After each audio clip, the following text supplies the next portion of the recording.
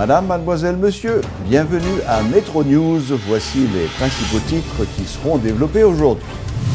Le nouveau Premier ministre sera nommé avant le carnaval, c'est ce qu'a révélé le porte-parole du PHTK, Rudy Erivo. Entre-temps, les discussions se poursuivent entre le chef de l'État et le Parlement.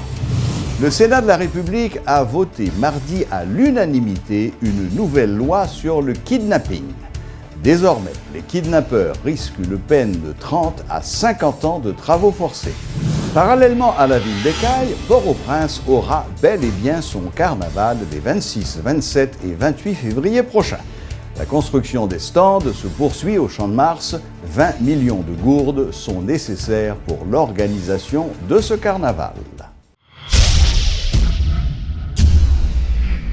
Le président du Sénat haïtien, Yuri Latortue, fait état de la poursuite des consultations du président Jovenel Moïse en vue de la nomination d'un Premier ministre. Messieurs Moïse et Latortue ont eu hier soir une rencontre en tête-à-tête après les séances de travail avec les leaders des groupes parlementaires. Monsieur Latortue a expliqué qu'il s'est entretenu avec le chef de l'État en sa qualité de chef du parti politique AAA. Le président Moïse a exprimé le vœu de nommer un Premier ministre dans les meilleurs délais, a dit le président du Sénat, faisant remarquer qu'il faudra attendre au moins la fin des échanges de ce mercredi avec les groupes parlementaires. Il a fait valoir que le président doit communiquer son choix au président des deux chambres du Parlement. Une autre rencontre en tête-à-tête a eu lieu également hier soir entre le président Moïse et M. Chancy, président de la Chambre des députés et pressenti pour le poste de Premier ministre. En ce qui a trait aux rumeurs relatives à un intérêt de M. Chancy pour la primature, le sénateur Latortue a souligné que son collègue de parti n'avait jamais sollicité le poste. C'est une majorité de députés qui avait formulé la proposition. M. Chancy avait dit au chef de l'État qu'il n'est pas attaché à la fonction, rapporte le sénateur Latortue, auquel cas il faudrait convaincre cette majorité de se porter sur un autre choix, a prévenu M. Latortue. M. Latortue qui presse le chef de l'État de nommer au plus vite son Premier ministre, arguant que l'incertitude provoque une instabilité politique. Moins incertitude qui est créée, il faut qu'on Premier ministre qui est désigné pour que le gouvernement et justement pour que le gouvernement ça a commencé le travail dans la question du développement. Non, mais c'est le président qui va désigner. On attend le président. Le président est en train de faire des consultations. Nous pensons que l'Ivlé, justement, joue une entente sur question. Et dans ce sens, on attend le président. Et nous, qu'à citer au président? Il y a beaucoup de noms. Grand pile de noms à citer. Autant de noms d'une personne à une autre. Il y en a qui mettent sur les réseaux sociaux. Il y a des gens qui ont clagué de noms. Il y a des gens qui ont fait publicité pour eux. Écoutez, tout ça fait partie du jeu. Mais le nom qui sera important, ce sera le nom que le président lui-même la baille et que le Parlement a ratifié. C'est-à-dire, comment on fait pas la discussion? Est-ce qu'il y a des noms qui viennent? Non, je n'ai jamais discuté de noms à président jusqu'à présent. Moi, j'entends des noms dans la rue. Sous table, il y a des critères. Et le président, deuxième réunion, il était invité. C'était pour dire que la consulté groupe politique avant que le baron.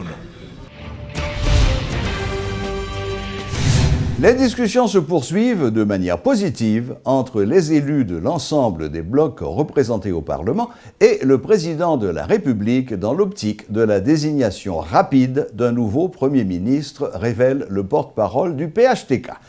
Rudy Erivo affirme toutefois que la liste initiale des premiers ministrables a subi des modifications. Des organisations proches du parti haïtien Tête Calée demandent aux acteurs concernés de faciliter au président Jovenel Moïse la nomination d'un Premier ministre au plus vite.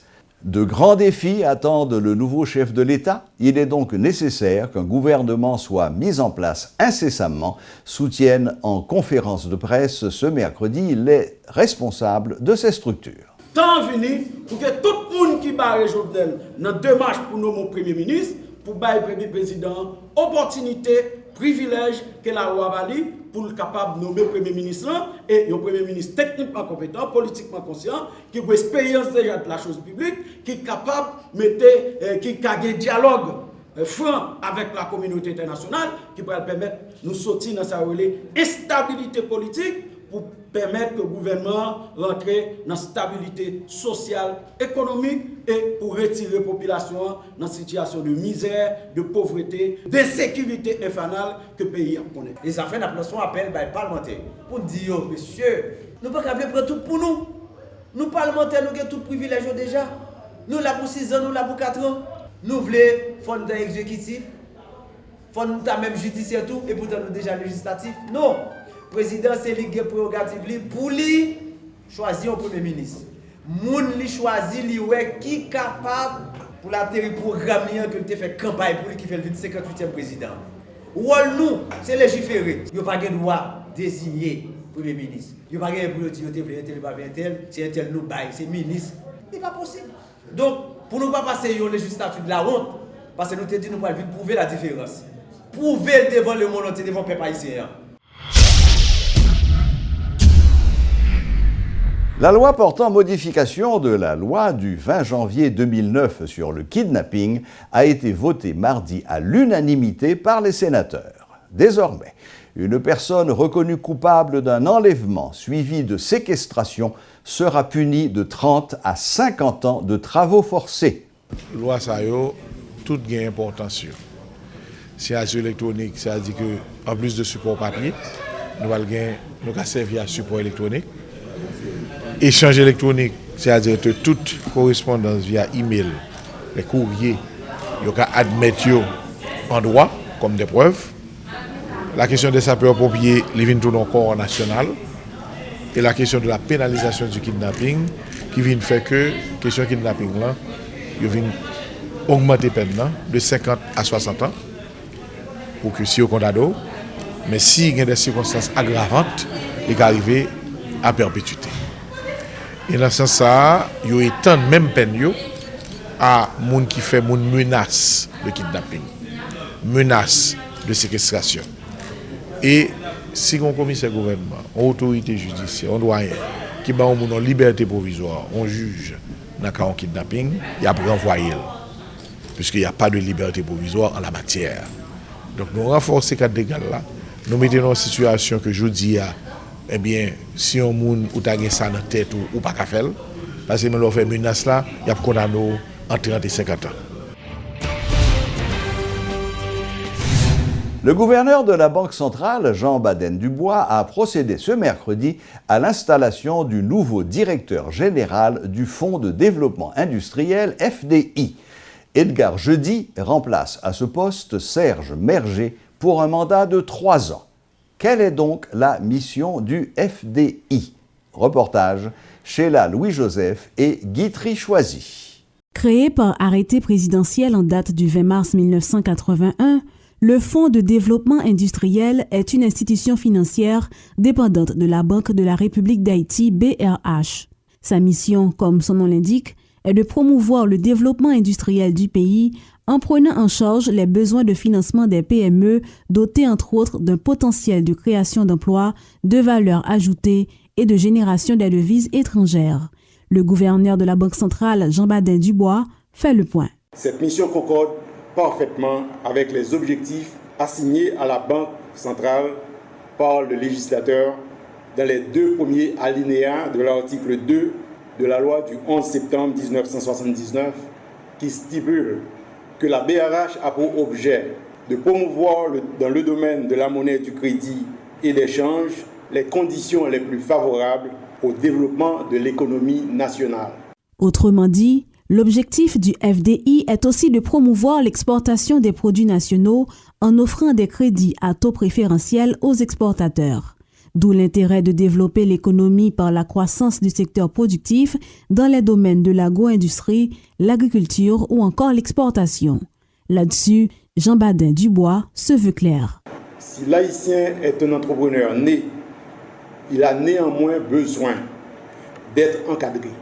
Il doit surtout avoir accès aux capitaux. Le FDI sera donc le véhicule parfait pouvant booster une économie devenue exsangue suite aux crises politiques et écologiques de ces 30 dernières années. Des défis que doit relever le nouveau directeur général dont l'installation a eu lieu ce mercredi.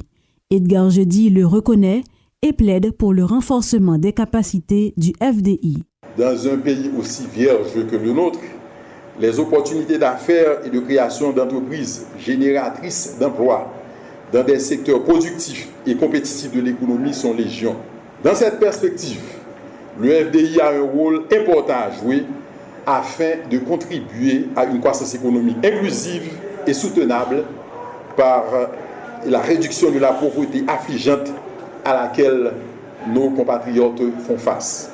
Assistant directeur financier et expert comptable à la BRH, Edgar Jeudi remplace Serge Merget au poste de directeur général du Fonds de développement industriel. Rappelons que le nouveau DG a aussi été membre du Conseil provisoire de gestion du FDI d'octobre 2013 à février 2014 lors du décès du directeur d'alors, l'ermite François. La construction des stands se poursuit au Champ de Mars. Une équipe de Télémétropole, ce mercredi, a pu constater que les diverses firmes engagées dans la construction des stands mettent les bouchées doubles pour remettre leur ouvrage à temps. Reportage Julie Archil et Gaston Delpech. Le carnaval de Port-au-Prince s'annonce grandiose. À voir les nombreux stands qui sont érigés des deux côtés du parcours prévu et dans la rue Saint-Honoré. Certains d'entre eux ont déjà reçu leur première couche de peinture, alors que la construction de plusieurs autres commence à peine. Le décor artificiel est quasiment planté au Champ de Mars. Les charpentiers, pour leur part, saluent l'esprit de conciliation du président de la République qui a maintenu des festivités à Port-au-Prince, car nombreux sont ceux qui n'auraient pas eu les moyens de descendre dans le sud.